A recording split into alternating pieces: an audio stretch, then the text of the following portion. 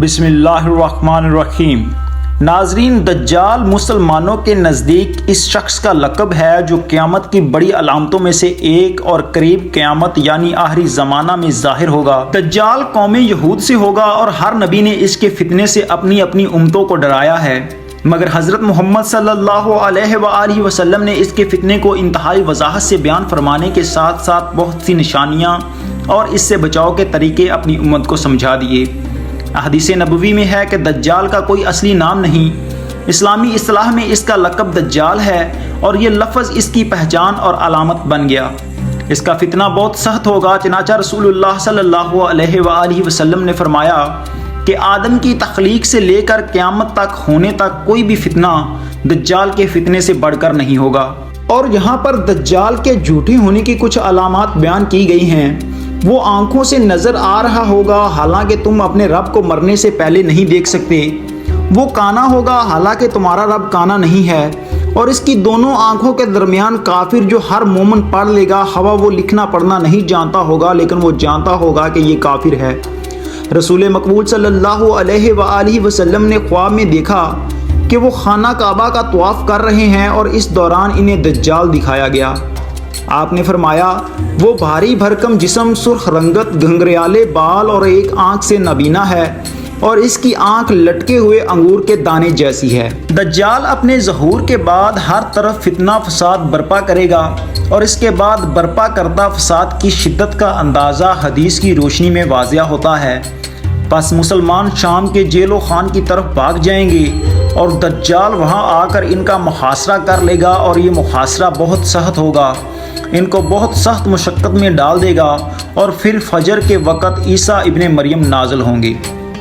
اور کچھ محاصرین کا کہنا ہے کہ لوگ مسلمان ہوں گے وہ یہ سمجھیں گے کہ دجال ایک جادوگر ہے اور انہیں جن ہونے کا گمان ہوگا کہ دجال ایک جن ہے، اور مسلمان یہ بات بطور تشبیہ کہہ کے کہیں گے کہ اس کی حرکتیں اور اس کا اعزا رسانیہ جنات کی طرح ہے۔ دجال اپنے آپ کو سب سے پہلے نبی کہے گا اور پھر خدائی کا دعویٰ کرے گا اور اپنے پیدا کردہ زبردست شکوک و شبہات میں انسانیت کو پھنساتا چلا جائے گا اور پھر اپنے آپ کو دجال نہیں بلکہ خدا کہے گا۔ نبی کریم صلی اللہ علیہ وآلہ وسلم نے فرمایا کہ جو دجال کی خبر سن لے وہ اس سے دور رہے، اور اللہ کی قسم آدمی اپنے آپ کو مومن سمجھ کر اس کے پاس آئے گا اور پھر اس کے پیدا کردہ شبہات میں اس کی پیروی کرے گا۔ دجال اکیلا نہیں ہوگا بلکہ اس کے ساتھ اس کے ساتھی بھی ہوں گے، یعنی یہ ایک عالمگیر فتنہ ہوگا۔ اور نبی کریم صلی اللہ علیہ وآلہ وسلم کا ارشاد ہے کہ دجال کے پیروکاروں کی اکثریت یہودی اور عورتیں ہوں گی۔ دجال کے ساتھ اصفہان کے 70,000 یہودی ہوں گے جو ایرانی چادریں اوڑے ہوئے ہوں گے۔ اللہ رب العزت نے دجال کو غیر معمولی صلاحیتوں سے نوازا ہوگا، تاہم وہ اس کا استعمال برائی اور شر پھیلانے میں کرے گا۔ دجال کی طاقتوں کا اندازہ ذیل میں موجود حدیث میں ملتا ہے کہ اس کے پاس آگ اور پانی ہوں گے۔ جو آگ نظر آئے گی وہ ٹھنڈا پانی ہوگا اور جو پانی نظر آئے گا وہ آگ ہوگی۔ پس دجال کے پاس روٹیوں کا پہاڑ اور پانی کا دریا ہوگا، مطلب یہ کہ اس کے پاس پانی اور غذا وافر مقدار میں ہوں گے۔ نبی کریم صلی اللہ علیہ وآلہ وسلم نے فرمایا کہ ان باتوں کے لیے وہ نہایت حقیر ہے، لیکن اللہ اسے اس کی اجازت دے دے گا تاکہ لوگوں کو آزمایا جا سکے کہ وہ اللہ پر یقین رکھتے ہیں یا دجال پر۔ اور پھر دجال اپنے ساتھ ایک دریا اور آگ لے کر آئے گا، اور جو اس کی آگ میں پڑے گا اس کو یقیناً اس کا صلہ ملے گا اور اس کا بوجھ کم کر دیا جائے گا، لیکن جو اس کے دریا میں اترے گا اس کا بوجھ برقرار رہے گا اور اس کا صلہ اس سے چھین لیا جائے گا۔ ہم نے پوچھا کہ یا رسول اللہ صلی اللہ علیہ وآلہ وسلم وہ اس زمین پر کتنی تیزی سے چلے گا؟ تو آپ نے فرمایا کہ جس طرح ہوا بادلوں کو اڑا کے جاتی ہے۔ دجال ایک گدھے پر سوار ہوگا اور اس گدھے کے کانوں کے درمیان 40 ہاتھوں کا فاصلہ ہوگا۔ اللہ تعالیٰ اس کے ساتھ شیاطین کو بھیجے گا جو لوگوں کے ساتھ باتیں کریں گی۔ وہ ایک بدو سے کہے گا کہ اگر میں تمہارے باپ اور ماں کو تمہارے لیے دوبارہ زندہ کروں تو تم کیا کرو گے؟ کیا تم شہادت دو گے کہ میں تمہارا خدا ہوں؟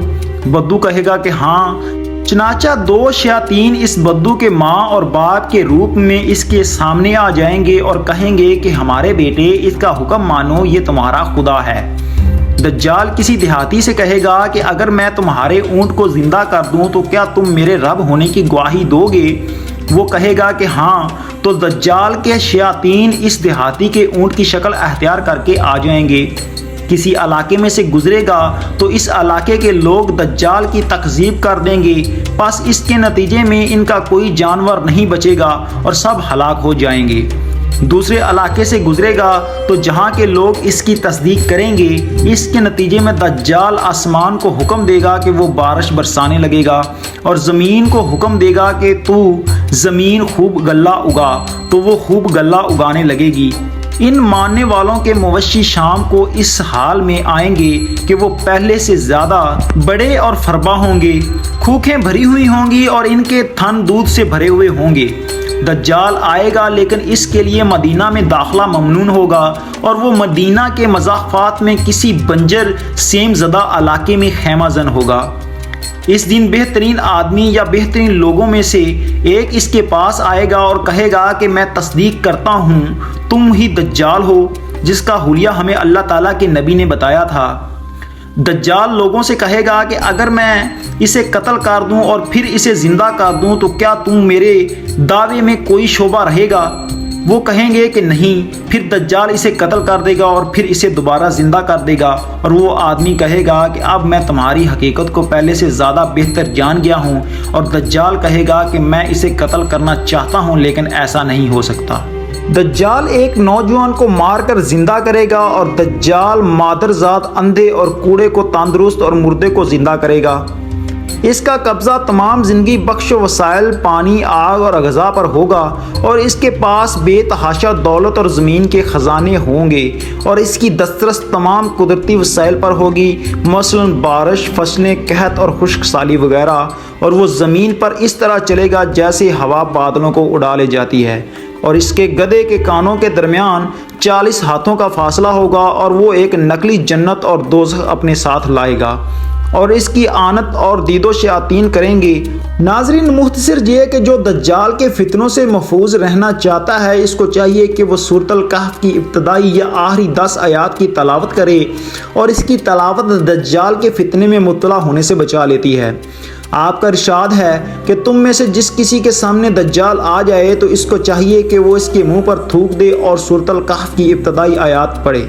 آپ صلی اللہ علیہ وآلہ وسلم نے دجال کی ابتدا سے انتہا تک کے بارے میں امت کی مکمل رہنمائی کی، اور دجال 40 دن حکومت کر کے عیسیٰ ابن مریم کے ہاتھوں قتل ہوگا اور مسلمانوں کے ہاں انہی کو مسیح موعودہ کا درجہ حاصل ہے۔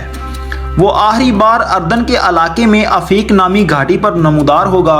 مسلمانوں اور دجالی لشکروں کے درمیان جنگ ہوگی اور جس میں وہ 1/3 مسلمانوں کو شہید کر دے گا، 1/3 کو شکست دے کر بھگا دے گا اور 1/3 کو باقی چھوڑ دے گا۔